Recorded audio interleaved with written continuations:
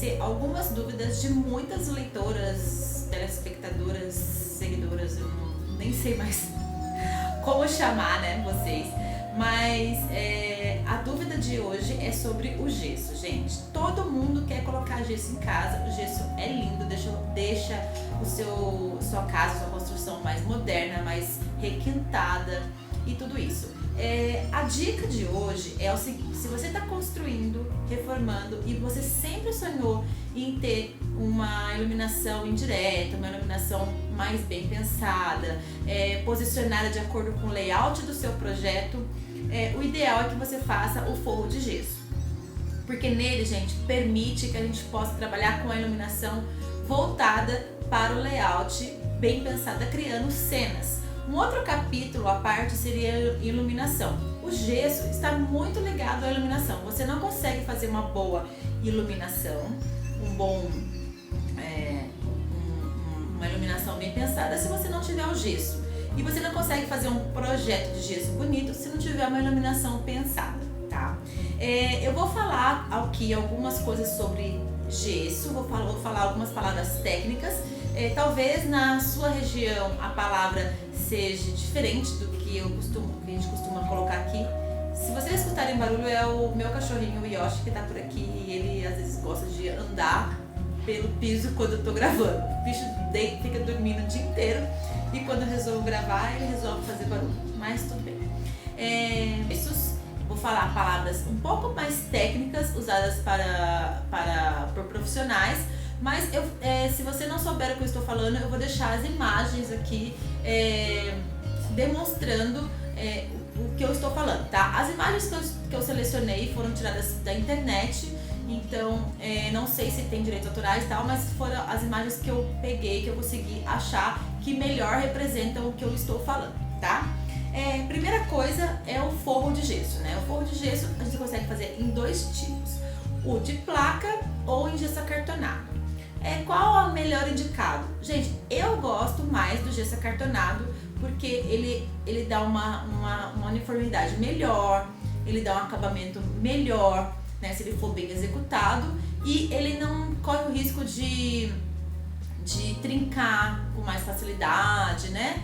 Mas o gesso em placa também ele é muito usado e também dá pra fazer tudo o que a gente gosta de fazer de gesso das duas formas, com gesso acartonado e com gesso em placa, tá?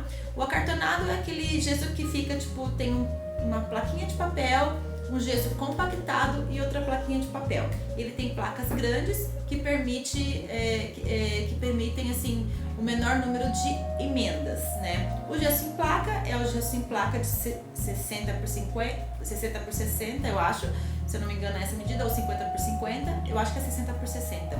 E aí são feitas emendas a cada 60 centímetros, tá? Dentro desse universo de forros, divisórios e tudo mais, eu vou falar algumas palavras técnicas e vou deixando as fotos aqui, tá? Então, gente, as antigas sancas que antes eram utilizadas, cheia de molduras, assim, tipo aquela moldura peito de pombo, que é aquela que faz assim umas curvinhas, que são aquelas molduras em diagonais, não deixaram já um pouco de serem usadas por nós profissionais, arquitetos e decoradores da área de design, de decoração e tal, porque já caiu um pouco em desuso, mas elas continuam sendo utilizadas de outra forma.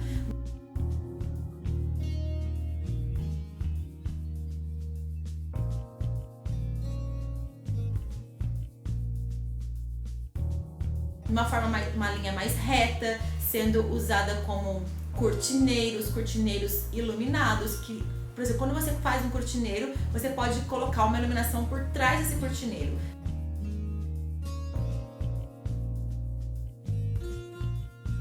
Vai dar um efeito lindo na sua cortina, vai lavar a sua cortina com luz e vai ficar uma coisa maravilhosa.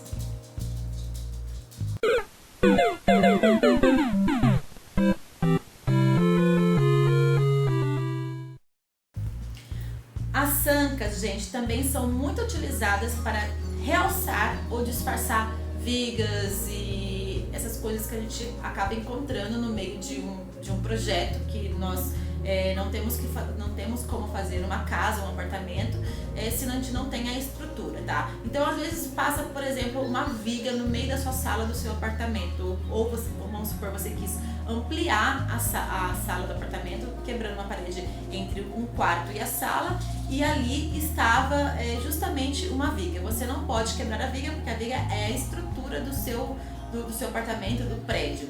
Então a gente utiliza essas sancas invertidas ou não para para disfarçar ou até mesmo realçar. Porque às vezes você tenta disfarçar e acaba rebaixando muito. Ou às vezes você pode realçar a viga, o que dá um efeito arquitetônico e decorador muito bonito também.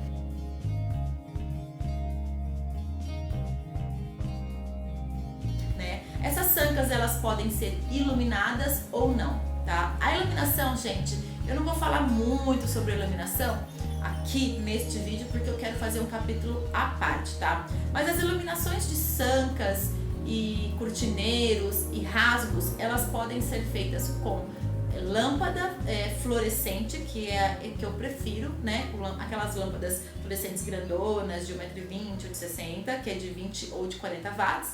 Ou hoje em dia se usa fita LED. Antigamente usava-se a mangueira. Você lembra aquela mangueira?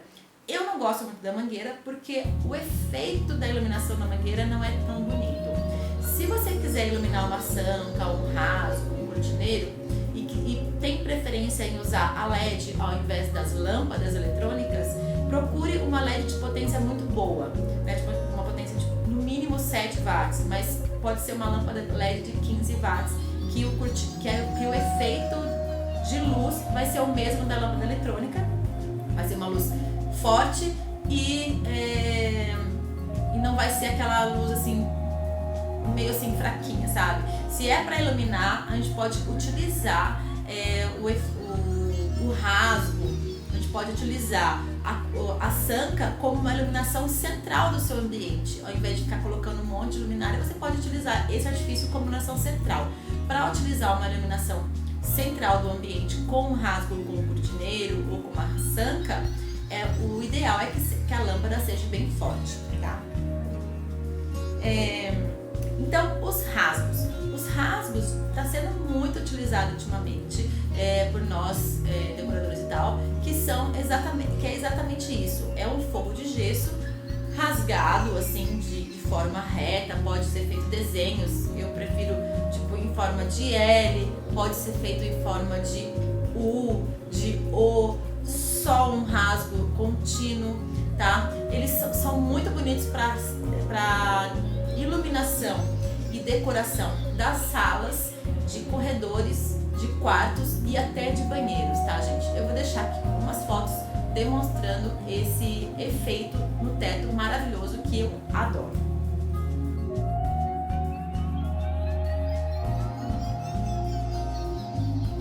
Outro truque no gesso que eu amo são os sulcos. Sulcos, gente, nada mais são que filetes assim de 3 centímetros, 2 a 3 centímetros no gesso em baixo relevo, não em alto relevo. Vamos pensar assim, a moldura é em alto relevo, tá o gesso aqui, ela acaba indo para fora do gesso, assim, aqui ela vai para fora do gesso. O sulco, ele é tipo um vãozinho assim, em baixo relevo no teto.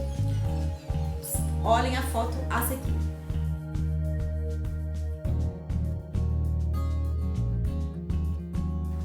Estes sulcos, gente, podem ser utilizados em corredores, em salas, para demarcar alguma área específica que você queira dentro do seu layout, tá? Para a execução de um forro de gesso em ambientes muito grandes, como uma sala, por exemplo, é necessário fazer a junta de dilatação. A junta de dilatação são aqueles vãos que ficam entre a parede e o teto, que permitem que o gesso se dilate sem trincar totalmente seu forro. Essa junta de dilatação é chamada de tabica e antigamente fazia-se ela aberta. Hoje a gente faz a tabica fechada e ficou um artifício maravilhoso para decoração.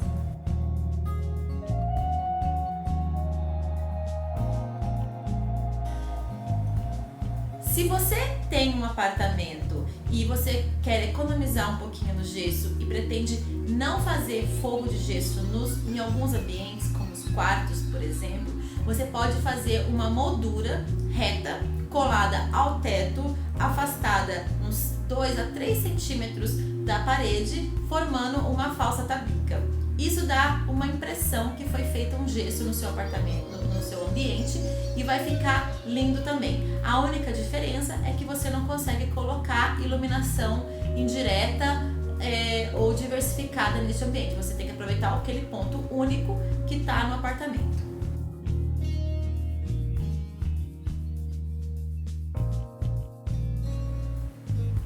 O gesso também é muito utilizado em paredes. Você pode fazer decorações com frisos, com sulcos na sua parede. Você pode fazer nichos em gesso com iluminação ou sem. E você pode fazer divisórias também.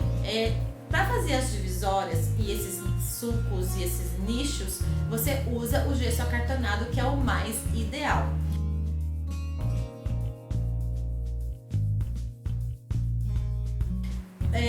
Também temos a opção de fazer divisórias e paredes em gesso com o bloquete de gesso, que é um bloco, nada mais é que um bloco, como se fosse um tijolo mesmo, só que ele é grandão assim, olha, e ele é feito todinho em gesso, tá? Ele tem a resistência ideal para uma parede, a resistência dele é igualzinha a um tijolo, e você faz uma obra mais limpa, mais rápida, e não é necessário revestir com um gesso liso depois que você executou essa parede. A parede já está pronta para receber massa corrida e pintura.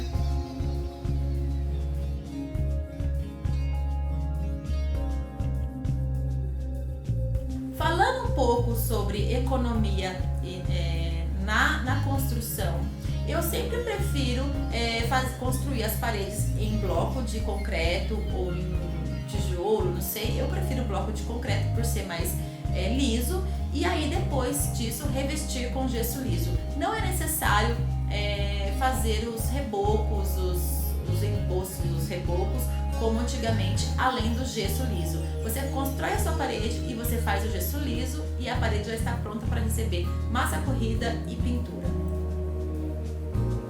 Claro que em ambientes como área molhada, área úmida, cozinha, banheiros, varandas, etc., você vai ter que fazer realmente o seu emboço e reboco para a parede ficar protegida dessa umidade que o gesso não se dá muito bem com essas umidades, tá?